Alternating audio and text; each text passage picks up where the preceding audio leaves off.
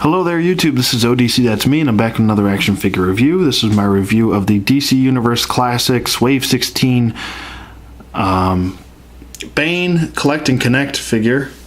I know I've been saying Build-A-Figure because I'm just so used to saying Build-A-Figure with Marvel Legends, but I'll use the proper terminology, which is Collect and Connect figure. So, yeah, this is, like I said in my previous review with the Dark Side review, if you just watched that, this is one of my favorite Build-A-Figures. Probably him and Dark Side are my two favorites, just because they're so very well done, I think. I really don't have any gripes with this figure at all. Let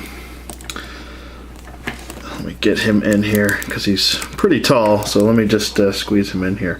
As you can see, I really like the mouthless mask was my favorite look, and it really gives off the Nightfall look to Bane here. There was another version of him in this look, was the DC Superheroes, but he had different legs. His legs kind of did this awkward, they would bow out, or not really bow out, but kind of be stuck in this position of a power stance, like a power stance going like this way, instead of his legs just being straight and standing tall. Still a really great figure though. That figure has a ton of great detail. Where this guy does not have as much sculpting, that guy does. So there's more sculpting with that figure, but this one's a little bit more accurate, I think, to his height, because Bane is supposed to be, he's supposed to be a bigger guy. He is a professional wrestler, which is pretty cool. I kind of grew up watching pro wrestling, so I won't get in too much of a backstory there, but but I am a classic pro wrestling fan when it was still the WWF, not the modern day stuff. Sorry, people, but sorry, wrestling fans out there, but not into the newer stuff. Kind of when Shawn Michaels retired, that was about it. But anyways, gotta stay on topic, Anthony. Anyways, let me get to his articulation real quick. His head does move on a swivel. He does have his, it is a little hindered because of his tube here. But you can pop the tube off if you want, and his head does move. It does have a really good range of motion. It does move up very well here. And it does move down very nicely. And you can just pop the tube right back in, and it stays fine.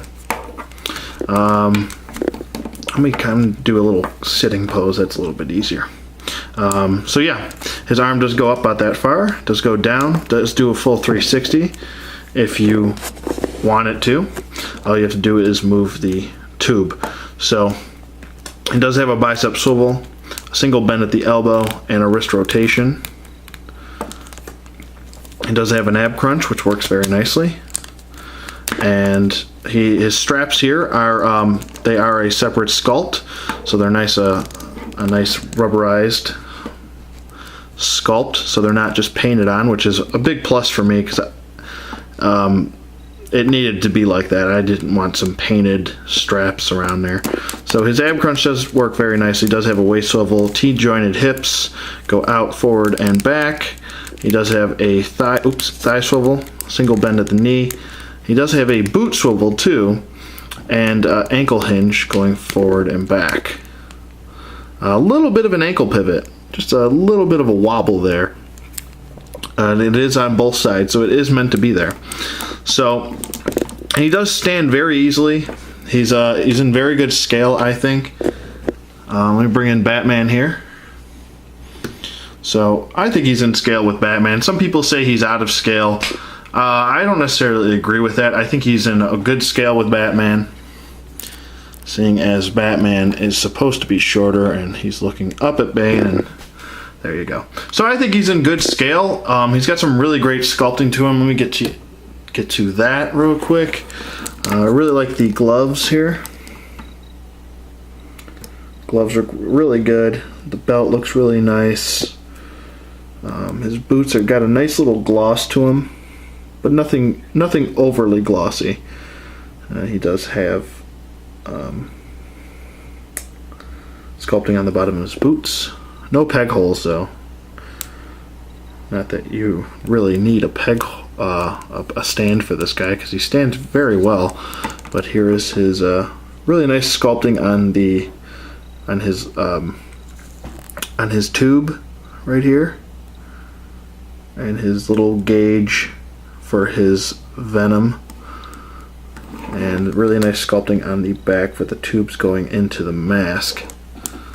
So yeah, this guy is really nice. Like, if I had to rate him, I'm going to rate him just like I rated Darkseid and give him a 10 out of 10. I think he's probably the best Bane figure that we've gotten. A lot of people like the DC Superheroes version. I prefer to have the more comic book version right here. Like I said, he's in perfect scale with your DC Universe Classics from being from that line. So yeah, let me know what you guys think, and hope you guys enjoyed this review. Rate, comment, subscribe, and I will see you guys on the flip side.